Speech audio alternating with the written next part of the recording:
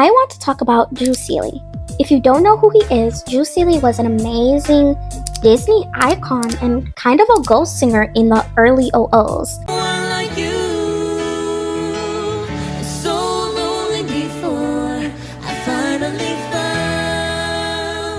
I want to talk about his impact, why he didn't happen, and kind of where he is now.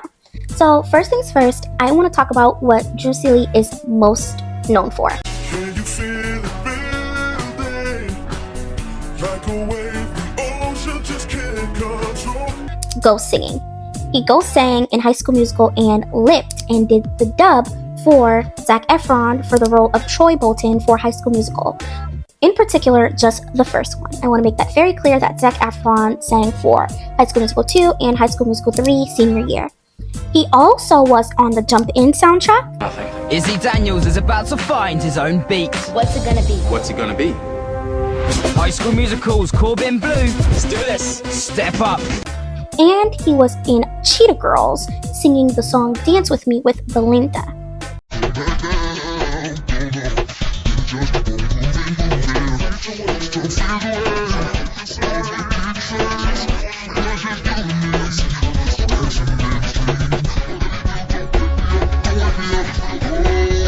He was in Another Cinderella Story with Selena Gomez.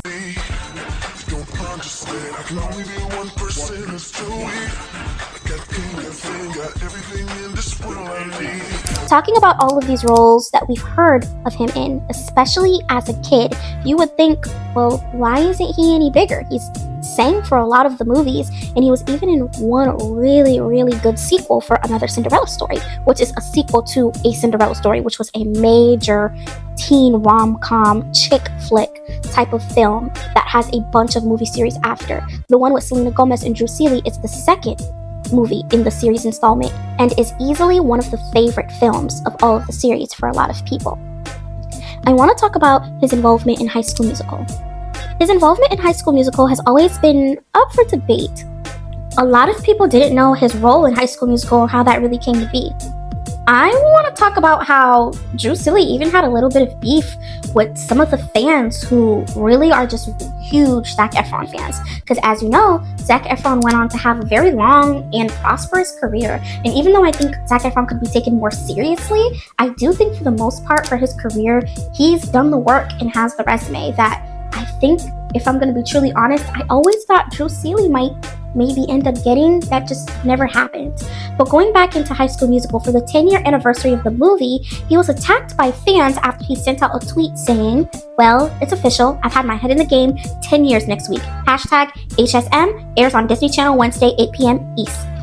Tweets came back defending him, basically saying that he's not Zac Efron, he'll never be Zac Efron, he needs to stop acting like he owns this role. Then Seeley came back to say that he never said he was Zac Efron, but he was an important piece of the movie and the tour and that he's proud of it. Hashtag HSM, there's enough hate in the world already. Do you all really need to add it over a Disney movie? Be more. But if you guys did remember, Seeley wrote Get Your Head in the Game and sang the song and appeared as Troy Bolton for the High School Musical tour while Zac Efron was doing his vocals to perform for High School Musical 2 and Hairspray.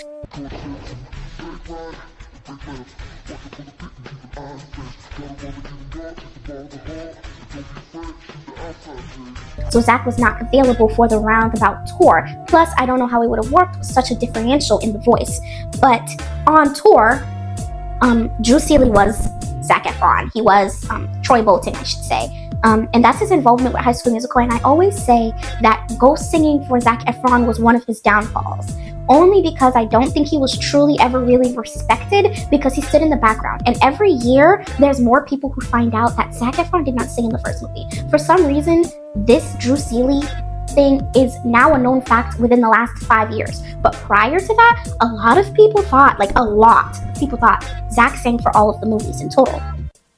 Going into Jump In, Seeley sang for some of the songs in Jump In, of course, just being a singer, and I always thought this was particularly very interesting that they made him sing for a soundtrack for a movie for Jump In, because if you know about the movie Jump In, it's a jump rope movie about African Americans And it's a coming of age movie, honestly, for black teens. That's how I'm gonna say it. Being a black girl, Jumpin' was my favorite movie because I saw Izzy, I saw Mary getting together, and it was just like, they were just regular kids. They weren't talking about being black. It wasn't this political thing.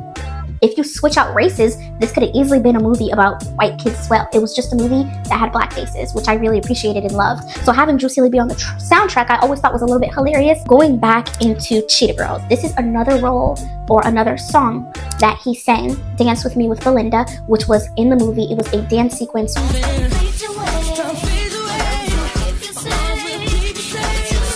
Another Cinderella Story. Another Cinderella Story starred Drew Seeley and another big name in the industry, Selena Gomez. This is my favorite A Cinderella Story movie, right after Hilary Duff. So it's this one, which is the sequel actually, and then the Hilary Duff one with Chad Michael Murray.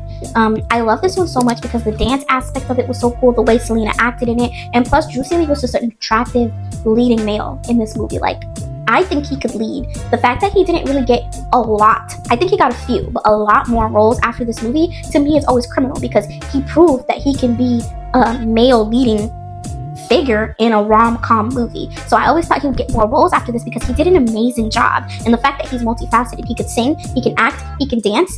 He was in a couple of other films after this. I want to give a shout out to the film that he did with Chelsea Stubbs. He did try to release a couple of other songs and it just didn't end up working out. I think he also ended up being on Broadway for a few things. And overall, I feel sad for him because I feel like he's such a stand-in. Like, you know, the person that's never the star, they're like in the background. I feel that way about Drew Seeley completely. And I feel like he's a good example of not putting your best foot forward.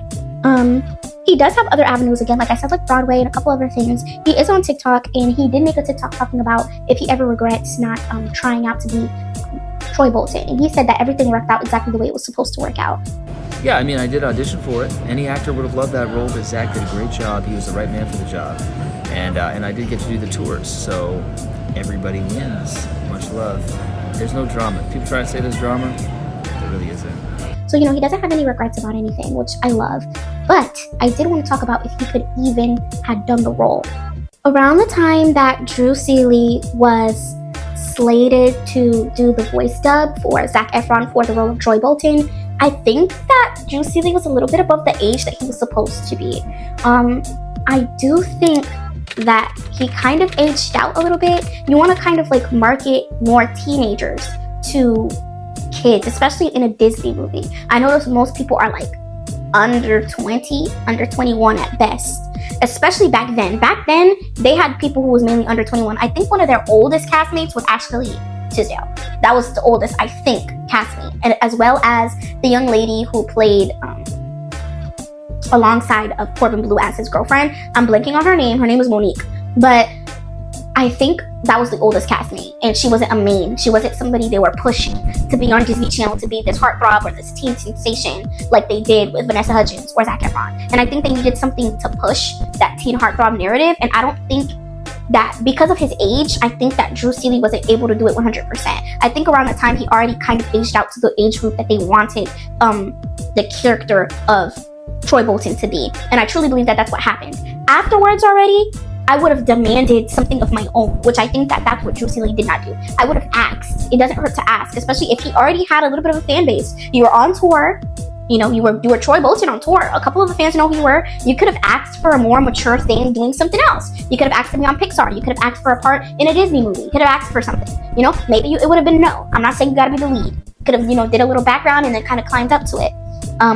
And then climbed up into doing different roles because he was young. He just wasn't a teen, I believe. So I think that all of those things is what filtered and kind of didn't help his case for becoming a Disney star. And to this day, I'm super sad about that. You know, he ended up being happy, which is saying something, because if we look at what happened to Zac Efron, it doesn't seem like Zac Efron, for a long time at least, wasn't in the happiest place. I think just a couple years ago, he just recently opened up about not really being as happy. So I guess everything worked out for him emotionally, and I guess maybe even how he wanted to. Anyways, that's what happened to Drew Seeley. No, it's true. It's true.